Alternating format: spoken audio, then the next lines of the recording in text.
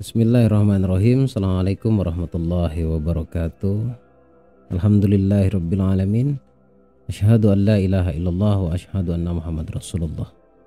Allahumma shalli ala sayyidina Muhammad wa ala ali sayyidina Muhammad. Selamat malam teman-teman, jumpa lagi bersama saya di sini Bagus Baraja di channel Gus Baraja. Update terus setiap hari, setiap malam. Jangan bosan untuk terus dengerin keilmuan, insyaallah akan memberikan manfaat untuk hidup Anda. Amin ya rabbal alamin. Saya doakan buat kamu semuanya yang hatinya gelisah Allah tenangkan, kemudian setiap urusannya Allah selesaikan, Allah bantu, Allah berikan pertolongan, kemudian rezekinya semakin berlimpah ruah. Amin ya rabbal alamin. Baik teman-teman, sebelum kita lanjut pembahasan kali ini, saya ingin mengajak kamu semuanya untuk menghadiri seminar yang saya adakan di Jakarta pada tanggal 10 Desember. Akan ada banyak sekali yang bisa kamu dapatkan terkait keilmuannya. Selain daripada itu juga kamu akan mendapatkan terapi ya, terkait program install bawah sadar, uninstall bawah sadar, di program ulang bawah sadarnya menjadi magnet keberlimpahan, keberuntungan, magnet uang, magnet cinta. Terutama juga kamu akan mendapatkan terapi, yaitu terapi mental block ataupun terapi luka batin. Banyak deh yang bisa kamu dapatkan dan bisa sharing langsung bersama saya nanti di sana ya. Kemudian untuk yang online, kelas eksklusif, kelas online dengan tema lunas hutang, pendaftarannya juga sudah dibuka. Jadi segera buat kamu yang ingin mendaftar, manfaatkan kesempatan ini. Untuk setiap pendaftaran seminar ataupun kelas yang saya adakan, silakan langsung hubungi nomor telepon yang tertera di layar monitor. Baik teman-teman, kita sharing lagi masih seputar tentang rahasia keajaiban doa. Rahasia keajaiban doa. Mengapa menggunakan nama tersebut? Ya, kalau secara keilmuan totalitas adalah hukum alam semesta yang sering kita sebut dengan istilah law of attraction ataupun hukum tarik menarik. Tapi menurut saya secara keseluruhan kesimpulannya itu pada dasarnya berbicara tentang doa. Nah, saya tidak tahu sebenarnya, saya tidak bisa mengatakan ya, tidak boleh juga mengatakan bahwa sayalah yang paling tahu tentang rahasia untuk mendapatkan keajaiban dari doa itu sendiri. Enggak. Kita coba gali lebih dalam lagi, karena kita ini harus sadar bahwa Allah ciptakan kita ini sebagai pemimpin untuk di dunia ini. Kemudian Allah juga berikan yang namanya hati, di mana jika kita mengetahui dan kita sadar bahwasanya kekuatan hati itu luar biasa, dahsyat dan tanpa batas jika kita memahaminya. Nah, saya mau mengajak teman-teman semuanya untuk menyadari itu dulu ya. Kalau kamu menyadari, kalau kita semuanya menyadari bahwa kita ini sudah diberikan anugerah oleh Allah, diberikan akal, diberikan hati, lalu digunakan pada tempatnya, maka sebenarnya itu sangat luar biasa. Yang saya tahu, Allah tidak mungkin ciptakan apapun itu di dunia dengan sia-sia. Semuanya sudah pasti ada manfaatnya. Nah, definisi dari doa tersebut adalah meminta. Ya, nah hakikinya meminta itu diletakkan pada apa? Apakah hanya sekedar ucapan? Apakah sekedar memikirkan doang langsung terjadi? Atau diletakkan pada amalan kah? Atau diletakkan pada hati? Gitu. Nah, selama ini kan sebenarnya timbul pertanyaan ketika kita bermunajat, ketika kita berdoa kepada Allah, tapi tidak sedikit yang seakan doa itu tidak dikabulkan. Seakan tidak dikabulkan. Padahal semestinya semua doa itu Allah kabulkan. Syaratnya meminta, ya, syaratnya meminta. Ud'uni astajib lakum. Nah, meminta yang seperti apa yang agar Allah mudah dalam mengabulkan? Bukan berarti Allah sulit mengabulkan, tidak. Tetapi Allah itu sudah memberikan hukum di alam semesta ini, di mana ketika hati kita ini adalah ruang energi dan ruang rasa yang terpancar ya.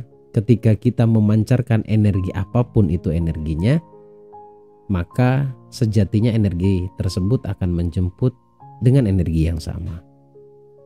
Bisa kita tarik kesimpulan bahwa semuanya tergantung pada hati kita, karena hati adalah ruang rasa. Bicara rasa, bicara energi. Jadi tidak melulu tentang ucapan. Loh, bagaimana Gus kalau Rasulullah sudah mengatakan bahwa ucapanmu adalah doa. Kullu kalam ad-doa. Betul, betul. Saya sepakat, saya setuju, bahkan saya selalu mengulang-ulang perkataan Rasulullah ini. Tetapi perkataan yang seperti apa, kan gitu. Yang disebut doa, ucapan adalah doa itu tergantung ucapannya itu berangkatnya dari mana. Asal ngucapkah atau ngucap sambil merasakan yang diucapkan. Jelas di sini ketika kita berbicara tentang doa, maka semua komponen dari diri kita, baik itu dari luar ataupun dari dalam. Dari luar itu maksudnya adalah yang berkaitan dengan fisik, atau yang dari dalam yang berkaitan dengan energi atau hati atau kolbu itu sendiri. Baik, menurut saya pribadi yang menjadi inti, yang menjadi powerful, yang sangat kuat adalah hati kita. Jadi tidak banyak orang yang sudah berafirmasi, sudah berdoa, kemudian sudah banyak mengamalkan sesuatu dan berangkatnya dari lisan loh ya, dari kata-kata, dari ucapan kita. Tetapi tidak sedikit juga yang masih belum terrealisasi, belum terkabul. Lantas permasalahannya di mana, gitu kan? Itu saya coba untuk berikan penjelasan sesuai dengan pengalaman pribadi kita semuanya. Saya yakin yang saya jelaskan ini semua orang merasakannya, semua orang mengalaminya. Sudah Gus, sudah berdoa. Sudah Gus, amalan saya sudah banyak dan bahkan ribuan sudah yang saya amalkan. Kemudian sudah juga Gus, saya berdoa dengan cara baik, cara loa lah atau hukum tarik menarik, bahkan cara-cara yang spiritual sudah saya lakukan. Tetapi tetap tidak ada pengabulan lah istilahnya. Ada dua hal menurut saya. Menurut saya sepanjang yang saya tahu dan saya berdiskusi dengan banyak orang, baik dengan teman, sahabat, keluarga, peserta bahkan, kalau tidak dikabulkan itu mungkin kitanya yang kurang peka. Karena ada banyak unsur yang harus kita pahami. Kadangkala untuk Allah mengabulkan yang besar itu Allah berikan yang kecil dulu.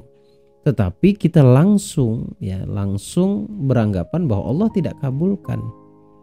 Mana tahu ternyata Allah menunggu kita menghargai, bersyukur terhadap yang kecil, maka yang besar itu barulah datang kepada kita. Ini banyak orang yang tidak sadar di sini, karena ini butuh kepekaan tingkat tinggi menurut saya ya. Kemudian boleh jadi karena hatinya yang masih bertabrakan dengan apa yang sudah diucapkan. Lagi-lagi bicara energi. Nah, hati yang saya maksud adalah apa sih sebenarnya yang paling dominan di dalam hatimu?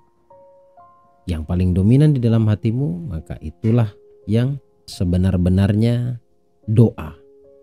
Yang paling dominan di dalam hatimu, yang perlu kamu cek selama ini ya, baik kamu dari kecil ataupun dari sudah beranjak dewasa, ini ada doa apa di dalam hatimu? Banyak orang tidak menyadari ini sebenarnya. Pun sebenarnya saya jauh dari lubuk hati saya yang paling dalam, saya sangat mengakui bahwa dulu saya juga kebingungan dalam hal doa. Tapi kesininya saya sangat ingin belajar. Dan setelah saya pelajari dari pengalaman saya pribadi dan banyaknya orang, ternyata apa yang saya ucapkan dengan apa yang saya rasakan itu sangat tidak sinkron. Jadi kalau saya mengucapkan iya saya ingin kaya, tetapi di hati saya malah bertolak belakang. Energi tadi yang saya maksud. Nah, energi inilah yang sebenarnya terkoneksi pada alam semesta. Dan terkoneksi pada apa pertanyaannya? Pada sesuai dengan yang kamu rasa. Kalau kita merasakan kesedihan, rasa tidak yakin, kemudian meragukan, was-was dan lain sebagainya terhadap apapun yang kita ucapkan, maka sulit untuk kita dapatkan dari apa yang kita ucapkan. Jadi yang justru akan kita dapatkan adalah ya keraguan kita itu. Maka saya dulu pernah disampaikan, tiba-tiba ini saya teringat bahwa Gus, musuh terbesarmu adalah rasa takutmu itu. Ini kiai saya pernah mengatakan bahwa musuh terbesar manusia adalah rasa takutnya. Iya, takut gagal, takut ketika memiliki harta nanti lupa daratan, takut ketika nanti saya kaya saya lupa diri, takut nanti ketika saya kaya saya sama seperti mereka yang kaya yang menindas. Ketakutan atau kekhawatiran seperti ini fix energinya adalah energi yang bertolak belakang dengan apa yang sudah kita ucapkan dalam bentuk doa, harapan, afirmasi, amalan, bla bla bla dan lain sebagainya. Sekali lagi bertolak belakang. Semoga bisa kamu pahami dan kamu sadari sejauh di menit ke-10 yang saya sampaikan ini. Nah, lantas bagaimana agar doa itu mudah Allah kabulkan? Kalau bagi Allah sendiri jelas mudah, karena cukup Allah kun gitu ya, maka terjadilah. Cukup Allah bilang jadi, ya jadi aja gitu lah. Itu kuasanya Allah. Namun mudah yang saya maksud adalah sesuai yang kita inginkan. Energi, lagi-lagi bicara energi. Nah, bagaimana cara berdoa yang benar menurut rahasia keajaiban doa? Baik, ada 3 momentum, 3 waktu, 3 kondisi. Yang pertama adalah ketenangan. Ketenangan yang saat kita tenang, mestinya kita berdoa. Kita sampaikan apa yang kita inginkan kepada Allah. Karena dengan ketenangan, hati itu dengan juga keberlimpahannya. Nanti di bagian akhir saya akan sampaikan bagian permasalahan terbesarnya kenapa doa itu tidak terkabul. Setelah tenang, perhatikan baik-baik di saat kamu senang. Di saat kamu senang, jika kamu terlena dengan kesenangan yang ada, maka kamu termasuk pada kesenangan yang Allah uji. Mestinya ketika senang, harusnya berdoa, bermunajat, bersyukur, selalu menghubungkan diri dengan Allah. Kemudian yang ketiga adalah waktu di mana waktu tersebut adalah spesial, yaitu waktu hening, malam hari, tengah malam atau dini hari, masuk sepertiga malam. Intinya kondisi hening. Jika 3 momentum ini kamu manfaatkan, insya Allah semuanya akan dimudahkan oleh Allah. Tetapi bagian yang terpenting sebelum kita masuk pada 3 tersebut, 3 momentum atau 3 waktu spesial bagi manusia sebenarnya, maka clearkan dulu, bersihkan dulu dari prinsip-prinsip yang bertolak belakang tadi yang saya sampaikan. Nah, cara membersihkannya bagaimana? Ya, akui bahwa prinsipmu tentang kekayaan, cara pandangmu, penilaianmu terhadap kekayaan itu salah. Seperti yang saya sampaikan tadi bahwa ntar kalau kaya saya jahat sama orang, ntar kalau saya kaya saya menindas orang lain. Nah, pemikiran-pemikiran seperti inilah yang saya sebut dengan prinsip. Nah, prinsip ini harus clear. Clearnya pertama, tahap pertama adalah dengan menyadari bahwasanya prinsip itu bukanlah yang sebenar-benarnya kamu inginkan. Gitu loh. Nah, prinsip itu kamu akui adalah prinsip yang salah. Prinsip yang benar adalah ketika saya kaya, saya bisa menjadi orang baik. Bisa saya gunakan kekayaan saya di jalan Allah. Di jalan Allah itu banyak. Dengan menghilangkan kesombongan, dengan menghilangkan keakuan, bahkan juga menghilangkan bahwasanya harta adalah sumber malapetaka. Ya, jadi ketika punya harta, saya bisa jadi orang baik, bahkan lebih baik daripada saya nggak punya uang, gitu loh. Simpelnya seperti itu. Perlu itu disadari, kemudian diakui. Jujur, untuk hal prinsip seperti ini tidak banyak orang yang menyadari, tidak banyak orang. Justru kebanyakan mereka tidak sadar kalau ini mengendap rapi dan dominan banget di dalam bawah sadar. Sudah bisa saya pastikan, ketika kamu sudah melakukan banyak hal, saya sudah berdoa, saya sudah berafirmasi, saya sudah banyak amalan bahkan, tetapi kenapa doa saya belum terkabul juga? Permasalahannya ada di sini. Kalau ada yang mengatakan ya ini sudah takdir Tuhan, berhenti bicara takdir, karena takdir kita sendiri juga tidak ada yang tahu. Ya, takdir itu nanti di ujung ketika kamu benar-benar sudah ngerasa capek. Ya, kamu belum capek, kamu belum lelah, kamu belum di ujung.